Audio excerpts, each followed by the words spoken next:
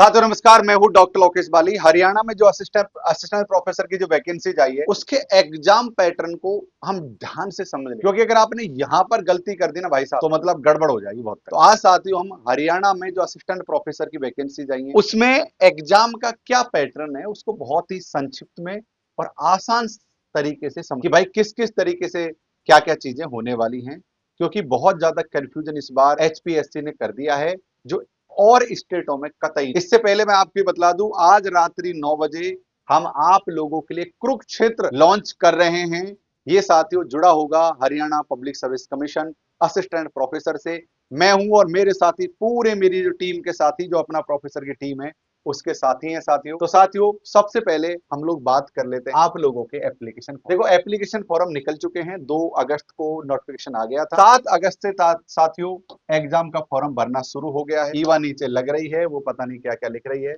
7 अगस्त से साथियों फॉर्म भरना शुरू हो गया और 27 अगस्त तक आप साथियों फॉर्म फिल कर। अब एग्जाम के पैटर्न को यहां समझ लेते हैं कि एग्जाम का पैटर्न क्या। मेरी बात ध्यान साथियों, 3 चरणों में आपका सिलेक्शन होगा। सबसे पहले स्क्रीनिंग टेस्ट, फिर साथियों आपका नॉलेज टेस्ट होगा, एक प्रकार से मेंस एग्जाम होगी, और ये साथियों आपका इंटरव्यू। मेरा उद्देश्य इन तीनों चीजों को समझाने का। देखो ये केवल पास मार्किंग, ये लगा लो, इसमें केवल आप पास मार्किंग होगा। इसका जो वेटेज है 12.5% है। माफ करना, इंटरव्यू का जो वेटेज है वो 12.5% है और इसका जो वेटेज है 27.5। लेकिन आपको मैं क्या समझाने जा यहाँ पर साथियों, जो प्री एग्जाम होगी एक तरीके से उसमें 100 क्वेश्चन आएंगे और 2 घंटे की एग्जाम 1/4 आपकी नेगेटिव मार्क, अर्थात ये कह सकते हैं कि 4 क्वेश्चन गलत करने पर आपका एक क्वेश्चन गलत। लेकिन यहाँ ये भी बड़ी बात, यहाँ पर बड़ी बात है साथियों, ए बी सी की मार्क क्या है।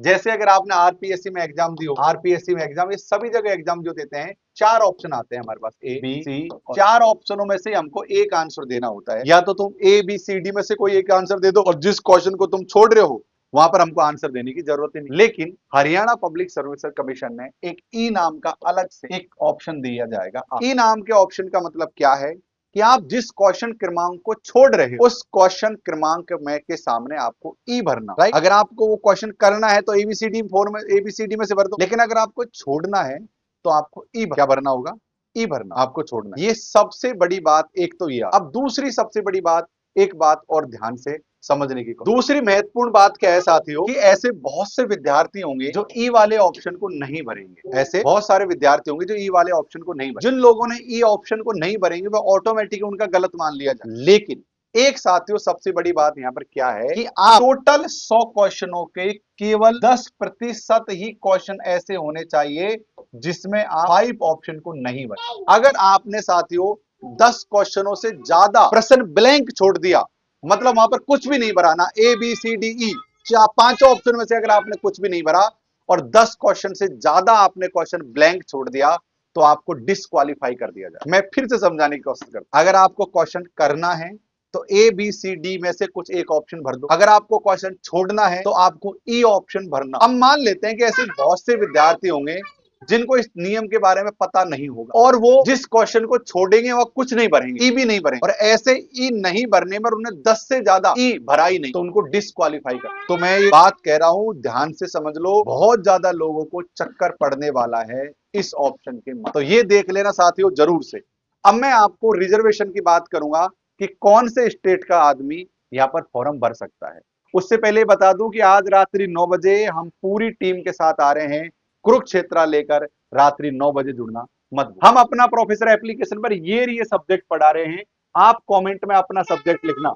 हिंदी साहित्य मैं स्वयं पढ़ाता हूं, मैं हिंदी साहित्य का शिक्षक हूं, मैं हिंदी से पीएचडी किया है, दुनिया भर के आर्टिकल लिखे हैं, कई बार नेट जेआरएफ क्वालिफाइड हूं। मतलब इस रास्ते पर मैं गुजर चुका हूं, जो चीज तुम बनना चाहते हो वो मैं बन चुका, यानी कि मुझे इस फील्ड का अच्छा अनुभव। मेरे अलावा साथियों कॉमर्स की बहुत ज्यादा सीटें हैं और कॉमर्स में जो मैडम है दिल्ली में सरकारी सेवाएं दे रही हैं, प्रोफेसर हैं। इसके अलावा इकोनॉमिक्स में डॉक्टर आकाश हैं जो सेंट्रल यूनिवर्सिटी ऑफ बिहार से जुड़े हुए हैं। मनोविज्ञान में डॉक्टर शिल्पा हैं जो राजस्थान विश्वविद्यालय से हैं। पॉलिटिकल साइंस में डॉक्टर दीप हैं जो दिल्ली विश्वविद्यालय से हैं। ज्योग्राफी में देशराज सर है जिनके पास 10 साल का अनुभव है।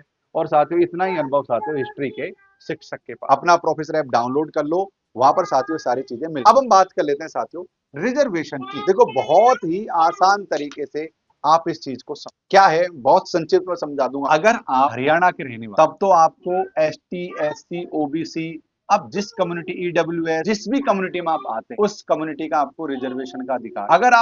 अगर आप हरियाणा के बाहर के रहने वाले तो आप सभी को जनरल ही कंसिडर किया जाएगा, चाहे आपकी कोई भी कैटेगरी क्यों ना। तो आप जब भी फॉर्म भरें जनरल कैटेगरी डालकर ही फॉर्म भरें। अब ये सवाल उठता है कि सर जनरल कैटेगरी तो डाल देंगे लेकिन योग्यता क्या होनी चाहिए। मैं फिर से बतला दूं, जनरल कैटेगरी से अगर आपने फॉर्म भरा है तो आपकी योग्यता भी जनरल कैटेगरी की ही होनी चाहिए। अर्थात अर्थात अर्थात इसका मतलब क्या हुआ कि मान लो कि आप राजस्थान के रहने वाले, आप एससी, एसटी, ओबीसी कोई भी कम्युनिटी से संबंधित हैं, आपकी एमए में 55% से नीचे बन गई, यानी 50 से लेकर 55 के बीच में बन गई है ना, आप राजस्थान में तो एलिजिबल हैं क्योंकि वहां पर आप कैटेगरी में आते हैं। लेकिन आप हरियाणा में आए हो तो आपको 55% या उससे अधिक परसेंटेज एमए में चाहिए। यानी कि अगर आप जनरल से फॉर्म फिल कर रहे हो तो योग्यता भी आपकी जनरल की ही होनी चाहिए। ये मैंने आपको साथियों बहुत ही स्पष्ट रूप से समझा दिया है। नीचे एचपीएससी असिस्टेंट प्रोफेसर कमेंट में लिख देना और आपका क्या सब्जेक्ट है वो जरूर से लिख देना। मैं आपकी पूरी तरीके से हेल्प करने की कोशिश करूंगा। ओके साथियों, बहुत धन्यवाद, बहुत धन्यवाद, बहुत शुक्रिया।